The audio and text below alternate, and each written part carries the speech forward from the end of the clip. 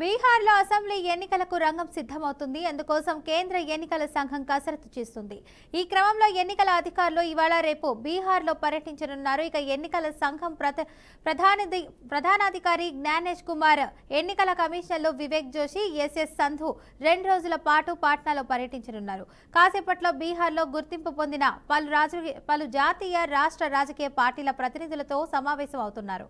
ఇక సమావేశానికి ప్రతి రాజకీయ పార్టీ నుంచి 3 ప్రతినిధుల బృందాన్ని ఆహ్వానించారు. రాజకీయ పార్టీల ప్రతినిధుల నుంచి అభిప్రాయాలను, ఇతర సమాచారాన్ని కేంద్ర ఎన్నికల సంఘం స్వీకరించనుంది. ఇక అనంతరం ఎన్నికల సన్నద్ధంపై ఏర్పాట్లను పరిశీలించనున్నారు. ఈ 2 రోజుల పర్యటన ముగిసిన తర్వాత వచ్చే వారం ఎన్నికల షెడ్యూల్ విడుదల చేసే అవకాశం ఉన్నట్లు వార్తలు వినిపిస్తున్నాయి. బీహార్లో అసెంబ్లీ ఎన్నికలకు రంగం సిద్ధమవుతుంది. అందుకోసం కేంద్ర ఎన్నికల సంఘం కసరత్తు చేస్తుంది. ఈ క్రమంలో ఎన్నికల అధికారులు ఇవాళ రేపు బీహార్లో పర్యటించనున్నారు. ఎన్నికల సంఘం ప్రధానాధికారి జ్ఞానేష్ కుమార్, ఎన్నికల కమిషనర్లు వివేక్ జోషి, ఎస్ఎస్ సంధు 2 రోజుల పాటు పాట్నాలో పర్యటించనున్నారు. కాసేపట్లో బీహార్లో గుర్తింపు పొందిన పలు జాతీయ రాష్ట్ర రాజకీయ పార్టీల ప్రతినిధులతో సమావేశమవుతున్నారు. సమావేశానికి ప్రతి రాజకీయ పార్టీ నుంచి 3 ప్రతినిధుల బృందాన్ని ఆహ్వానించారు. రాజకీయ పార్టీల ప్రతినిధుల నుంచి అభిప్రాయాలను, ఇతర సమాచారాన్ని కేంద్ర ఎన్నికల సంఘం స్వీకరించనుంది.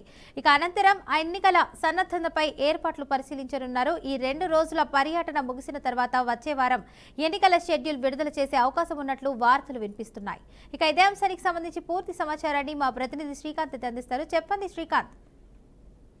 ఏదైతే బీహార్ లో జరగనున్న 2025 ఈ సంవత్సరానికి సంబంధించిన శాసనసభ ఎన్నికల కసరత్తు అనేది ఎన్నికల సంఘం దానిపైన దృష్టి పెట్టని చెప్పుకోవాలి. అయితే ఇవాళ పాట్నాలో జాతీయ రాష్ట్ర స్థాయి గుర్తింపు పొందినటువంటి రాజకీయ ప్రతినిధులతో ఎన్నికల సంఘం సమావేశం నిర్వహించనుంది. ఇక మరి కాసేపట్లో ఆ సమావేశం నిర్వహించబోతుంది.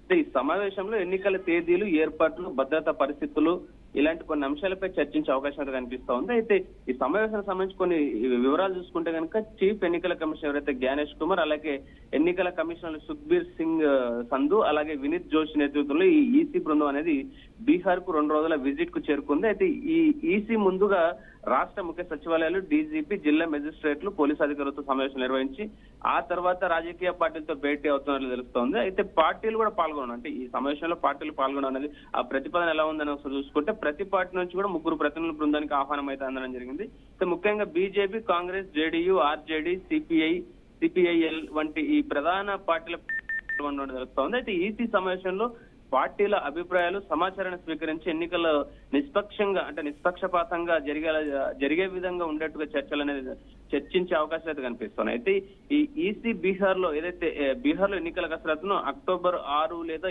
7న ప్రకటించే అవకాశం అయితే కనిపిస్తుంది. ఎన్నికల చాట్ పూజ అయితే చూస్తే కనుక నవంబర్ 22కు ముందు నవంబర్ 22 ముందుగానే ఎన్నికలు జరిగే అవకాశం కనిపిస్తుంది. అయితే 2020 లాగానే 3 దశల్లో జరిగే అవకాశం, అంటే ఏదైతే శాసనసభ ఎన్నికలకు సంబంధించి 3 దశల్లో 2020లో ఎలాగైతే జరిగాయో ఇప్పుడు కూడా అలాగే జరిగే అవకాశం ఉన్నట్టు కూడా కనిపిస్తుంది. అయితే ఈసీ ఇటీవల ప్రత్యేక పునరావర్తన ద్వారా 7.42 కోట్ల మంది ఓటర్ల జాబితాను కూడా ప్రకటించడం జరిగింది. అయితే అందులో 47 లక్షల మంది కూడా తొలగించబడినట్టు తెలుస్తా ఉంది. అయితే ఇది వివాదాస్పదంగా మారడంతో ఎన్డీఏ దీన్ని అన్క్లీన్ ఓటర్ల తొలగింపుగా చెప్పగా ఇండియన్ అలయన్స్ ఓటు దొంగతనంగా ఆరోపించే ప్రయత్నం చేసింది. అయితే ఈ ఆరోపణల మొత్తంలో కూడా ఇప్పుడు ఈ నేపథ్యంలో ఏదైతే బీహార్ ఎన్నికల కమిషన్ అనేది ఈ రకంగా సమావేశం నిర్వహించడం కొంత ఉత్కంఠకు తెలియదని చెప్పుకోవాలి. ఓవరాల్ గా అయితే బీహార్ ఎన్నికలు ఈ నవంబర్ 22 లోపల కూడా జరిగే అవకాశం కనిపిస్తా ఉంది. Right, thank you Srikanth for the update.